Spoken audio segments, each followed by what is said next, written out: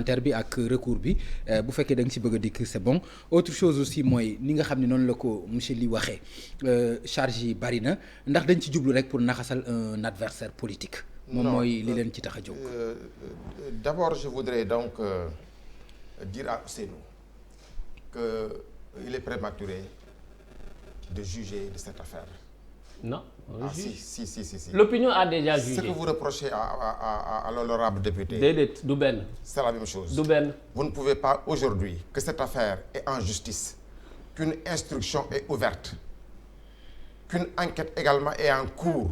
Qui a blanchi Ousmane Sonko clairement à partir des témoignages dire et des PV ou de certificat juger médical. ou apprécier de l'établissement ou non de ces infractions yi nga xam ne ni ñoom définir nañ ko wala ñoom alors arrêté nañ ko ñoom ñu ne lii la ñuy poursuivre loolu man mi sax mënaguma ci wax mënuma ci wax dara. ñun mën nañoo man dossier bu nekk tribunal waaye dama lay wax rek xam nga affaire bi jarul yàkkamti ndax xam nga dossier bu nekk tribunal ñu jox ki nga xam ne nii moom moo am sañ-sañ am xam-xam am ndogal pour gëstu xam ndax am na wala amagul kon loolu kenn mënagu ci wax dara. am xam-xam am na solo. Bien sûr waaye maandu boo ci ëpp solo. waaw maandu bi tam am na ci solo. maandu bi tam ñun ñëpp ñoom loolu la ñuy xaar. ci àttekat yi waaw xam nga maandu bi loolu la ñu am loolu lañ cee xaar ndax am na droit à la défense mais am na droit également à un procès équitable kon charge yi jaragul ñu ciy dem wala ñu ciy gëstu pour xool ndax am na wala amagul. mën nañu wax Sénégal lii ñëw ci yoon lii ñëw ci yoon dina leeral lépp incha allah. Bon, maintenant, concernant le recours, moi je vais poser la même question à mon cher confrère Moussa. Je veux que vous me donnez un texte qui dit que le recours est suspensif. Parce que comme l'honorable vous l'a dit, c'est la question que je vous retourne. Comme l'honorable vous l'a dit, vous savez parfaitement en tant qu'avocat que le recours n'est pas autorisé pour les actes de gouvernement. Il n'est pas autorisé pour les actes législatifs. Il n'est pas autorisé. Il n'est pas autorisé pour les actes diplomatiques, etc. Il n'est pas autorisé pour les actes, je peux dire, mixtes ou à caractère hybride, comme par exemple les actes comme la délibération même qu'ils ont rendue. Est-ce une délibération? Est-ce une loi? Est-ce un règlement? Est-ce un acte juridictionnel? Vous avez la question que je vous pose. Répondez à cette question-là. D'abord,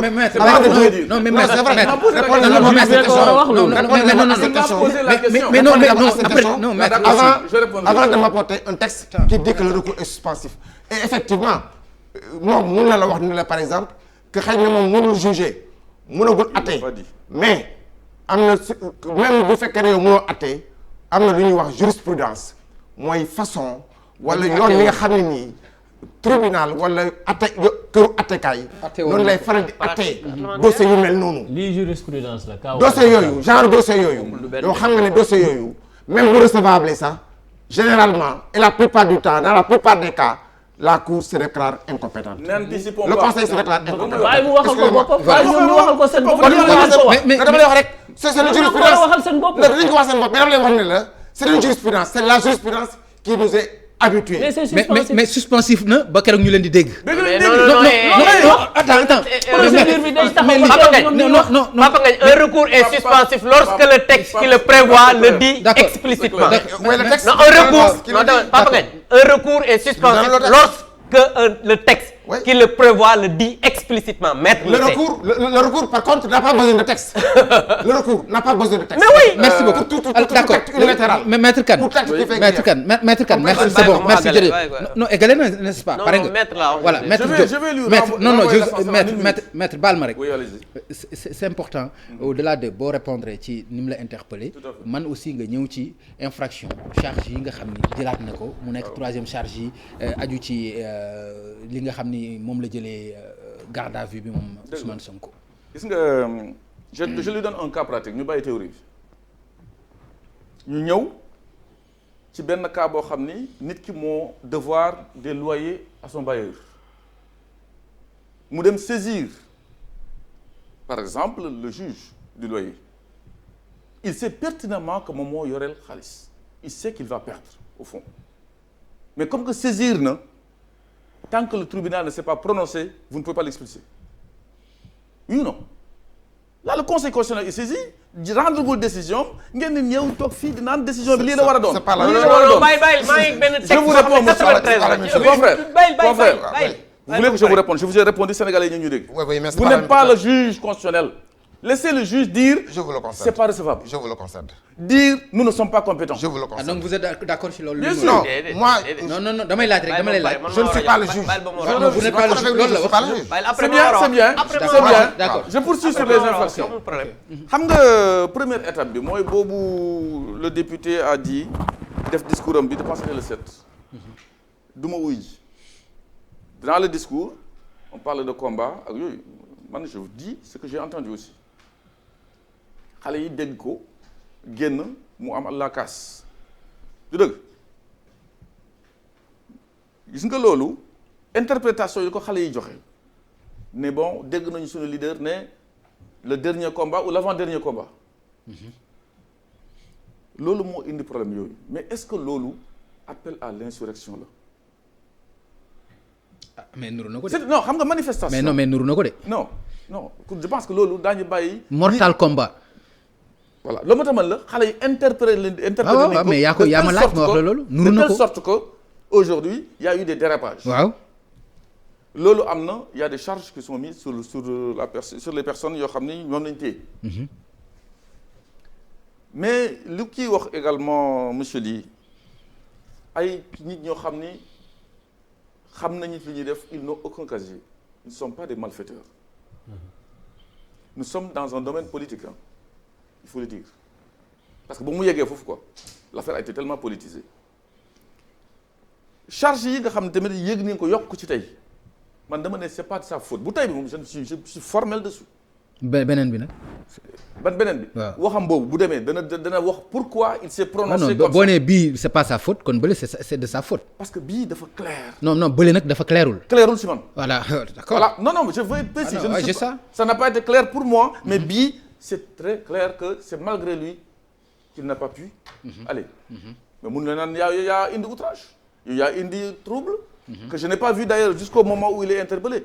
te loolu tamit di koy wax. donc moi je trouve que ak li xew ci dossier bi man je ne vais pas entrer dans le fond du dossier. avocat la muy avocat. même bu fekkee ni Abdou n'est pas avocat il a des notions de droit. je le connais. lii moom n'en parlons pas parce que je pense que xam naa un peu son profil. sans entrer dans le dossier ba fi mu toll tey de wax ma liy ñëw suba parce que le juge d'instruction prend maintenant la relève pour instruire à charge et à décharge. et j'ose espérer que dana demee noonu. à charge et à décharge. non bu dee si kii bi procureur lay rendre compte ou bien juge d'instruction. non gis nga affaire bi si juge. non c'est-à-dire loolu laay bëgg a xam. non le juge d'instruction a besoin de Ousmane Sonko moo ko convoqué woon ce matin. et dana dem foofu. non mais c'est-à-dire ci infraction yu mujj yi kan la amal affaire le procureur. non bu mujj bi c'est le procureur. mais je suppose que dans 2 ou 3 jours. ok conseil constitutionnel jox raison li Abdou di wax parce que jox ko moo tax ma attaqué ne leen attention. jox ko raison donc l'immunité est levée. définitivement dans ce cas-là c'est sûr que le juge d'instruction aura besoin de monsieur Ousmane Sonko. léegi dama ne bu ñu tolloo foofu ba ñu gis aujourd'hui ce qui s'est passé chaque chef d'inculpation dañ ko war a mesurer ñu instruire ko à charge et à décharge. tout à fait man li ma xamagum ci dossier parce que dama koy regretter aussi hein comme ñoom ni ñu ko regretter comme tout le monde que ce dossier se retrouve sur la place publique parce que section de recherche la nekkoon. ku amul dossier bi yaa ko tey Sénégal tey te loolu war nañ nguur gi war nañ si def attention sur ça parce que chacun se fait sa religion di wax di interpréter te sante bi bëri coow li bëri kenn liggéeyatul Covid baa ngi fii kenn talatu ko le secret de l'enquête et de l'instruction surtout waroon na pousse parce que dossier bu génnee section de recherche la génne man du ma ci tax tourner de pot mais journaliste jël ko ñu naan di leen di accuser ñu non ñoom buzz lañu bëgg lu ñu jot dañuy informer tas xibaar. bien sûr. ce qui fait que aujourd'hui man ni ma xam ci dossier bi grosso modo la moo tax ma ne Ousmane demal wuy ci tout est à décharge damay rejoindre monsieur Ly lu mu wax xam nañ dossier bi factuellement objectivement man du ma dugg ci dossier bi di naan. dugg nga ci ba xam non comme tout est à décharge. non dugg nga ci. xam nga lu ma tax ma xamul tax ma lay wax de tout est à décharge. ah mais bon kon kay dugg fi ñu ci toll aujourd'hui je suis précis ce que je dis parce que man booy plaider un dossier c'est à l'instant T. Tu n'es pas prophète pour demain. Mais à l'instant T fu dossier bi tollu tout décharge. concernant le viol. Je suis précis ah xam naa lu tax ma précis foofu. tout décharge. témoignage yeeg discussion yeeg confrontation yi plainte bi et j'ose espérer que le juge d'instruction aussi pour écarter la théorie du complot ba apaiser ñëpp dana ne dañu génneel ordinateur bi tapé plainte bi en 1 heure de temps express entre 23h et minuit le 2. D'accord soxla nañu ko d'accord merci beaucoup Abdou.